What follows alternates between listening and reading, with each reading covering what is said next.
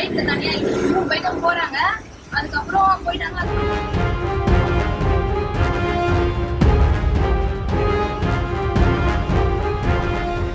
அப்புறம் இப்போ ஒரு 10 மணிக்கு இது மாதிரி யாரும் வெட்டிட்டாங்க அப்படின்னு சொல்றாங்க. எதனால இப்படி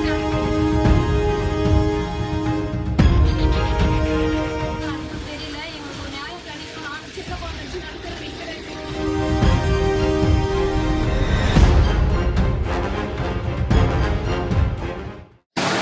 நேற்று காலையில சாமி கும்பிட்டு 11:30 மணிக்கு சாப்பிட்டாரு. சாப்பிட்டு நான் போன் ரோட்ல எனக்கு ஒரு 2 பேர் மக்கள் சொல்லிட்டு போனாரு. நான் கடைக்கு போயிட்டு வரணும். எதாச்சும் பின்னாடி பக்கமா போனேன். பார்த்தா 2 பைக் முன்னாடி பின்னாடி பைக்ல தனியா 3 பைக்கா போறாங்க. அதுக்கப்புறம் போயிட்டாங்க. அதுக்கப்புறம் எனக்கு ஒரு ஈவினிங் ஒரு 3:4 அந்த டைம்ல வந்து நான் போன் பண்ண அவருக்கு என் வீட்டுக்காரர் போனது பண்ணா வேற ஒருத்தங்க எடுத்து பேசினாங்க. இந்த மாதிரி உங்க வீட்டுக்காரங்க ரொம்ப போதையா இருக்கிறாரு, தண்ணி ஊற்றி எழுந்துக்க மாட்டாருன்னு சொன்னாங்க. போன் வேணா நீங்க யாரா பேசுவாங்க அப்படின்னு சொன்னாங்க. ஒரு போன் எடுத்துன்னு வாங்க சொன்னோம். என் தம்பி போயிட்டு கோயில்ட்டு அந்த அண்ணன் போன் போட்டு வாங்கிட்டு வந்துட்டாங்க.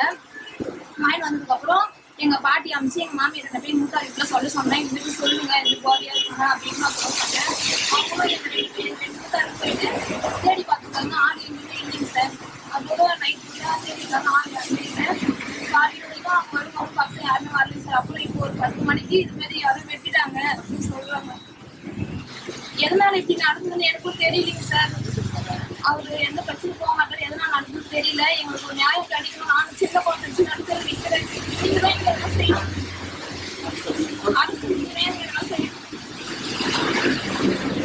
பிளே ஸ்டோர் மற்றும் ஆப் ஸ்டோரில் இருந்து பாலிமர் செயலியை QR கோடு மூலம் பதிவிறக்கம் செய்யுங்கள். செய்திகளை உடனுக்குடன் பெறுங்கள்.